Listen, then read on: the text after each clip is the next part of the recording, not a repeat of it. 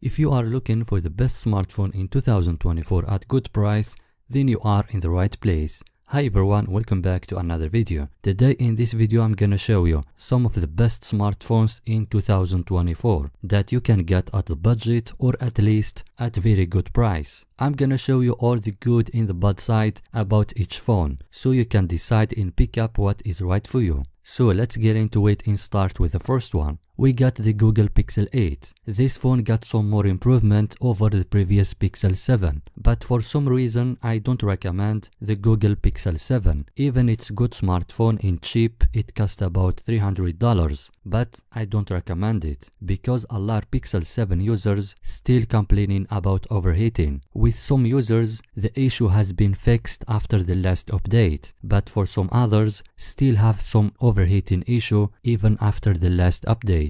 So that's why I don't recommend the Google Pixel 7. And if you already have Pixel 7 and face some overheating, you could decrease the high temperature by turning off the 5G. This could help. So now let's continue with the latest Google Pixel 8. When it comes to the latest Pixel 8, fortunately there is no overheating on this phone. The Google has fixed the issue this time, and the battery size got some improvement as well. You get 45-75 mAh. On its predecessor Pixel 7 it was 43 and 55 mAh. The performance, you get the latest processor Tensor G3, which can produce good speed and nice smoothness. And when it comes to the cameras, the Pixel 8 has a great main camera. It can provide awesome quality in the video with very nice stabilization. And the Android support until 2030, which means 6 years from now, which is good thing if you want to keep using this phone for a very long time. The next smartphone is Samsung Galaxy S22 Plus. The design of this phone is a bit old, but the phone has powerful processor Snapdragon 8 Gen 1, and there is Exynos 2200 for international. If you could find the Snapdragon 8 Gen 1, this could be better. Both Exynos and Snapdragon 8 Gen 1 are powerful, but Snapdragon is more sustainable in performance. And for the cameras, the photo quality is still very similar as on the latest flagship Galaxy S23 and S24. The difference between latest Galaxy S24 and the S22 Plus in terms of camera is so small. It's only about some contrast and some more details, but on general the camera is still amazing on Galaxy S22 Plus. So if you want a high quality camera smartphone at good price, this phone could be a good option for you. The price of the S22 Plus is about $320 until $400. On eBay, I was able to find it at $300, in the S22 Ultra for about $400.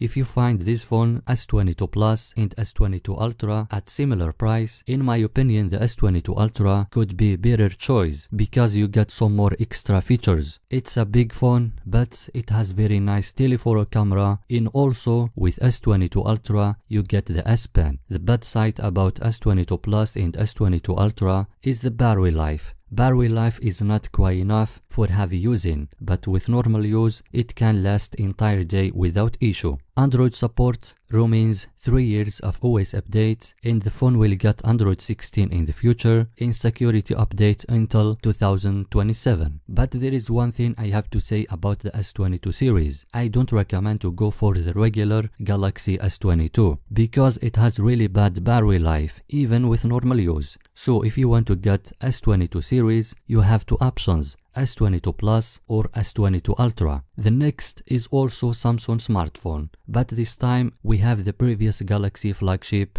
S23. This phone still excellent, and soon we'll get the new feature Galaxy AI. As on the Galaxy S24, the Galaxy S23 has amazing camera and the performance is super powerful and smooth. You can do any multitasking or any kind of heavy tasking with sustainable performance. The phone is powered by Snapdragon 8 Gen 2. This processor can provide high performance and good cooling system with power efficiency. The good thing about this phone is the processor. It comes with same processor for all countries, unlike the previous S22 and S21 series, where was there two versions of processor, Exynos and Snapdragon. The bad side about this phone is the memory and storage. Regular Galaxy S23, when you go for 128GB storage, you get UFS 3 and RAM LPDDR5. But when you go for 200 or 500 GB storage, you get UFS 4 and LPDDR5X for the RAM. The UFS 4 and LPDDR5X is a bit faster than UFS 3 and LPDDR5. So if you want to get the regular Galaxy S23, it's better to go for 200 or 500 GB storage. Android support, it remains only 2 years from now, and you will get Android 17 in the future.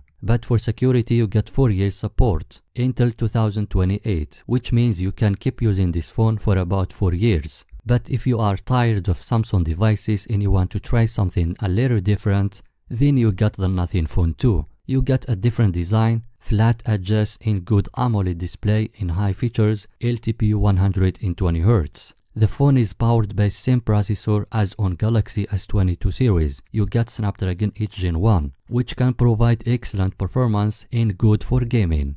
But when it comes to the quality cameras, it's not the same as on S22 series. You don't get same clear and sharp photos as on Galaxy S22 Plus. In the video recording as well, it's not stabilized as on Galaxy S22 series. But overall, the cameras on Nothing Phone 2 still very nice quality. It's just not on the same level as on Galaxy S22 series.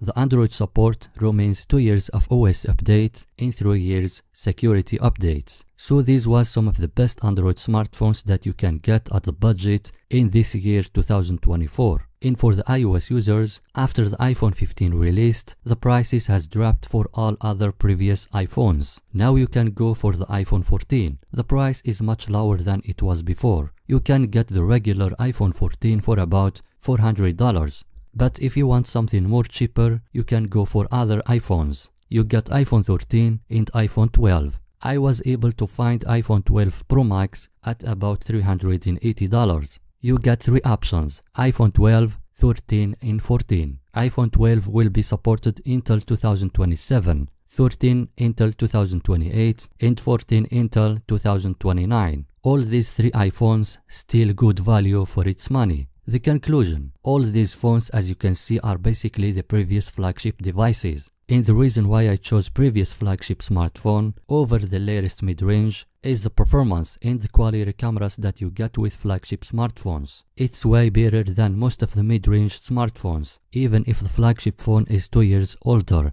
Also, the prices between old flagship smartphones and mid-range smartphones are a bit similar or the same. But just be aware, when you go for some old smartphones, check the Android support, so you will not get outdated smartphone. So this is the video of today. I hope you find this useful, and if you would like to support the channel, please don't forget to like and subscribe. Have a good day and thank you for watching.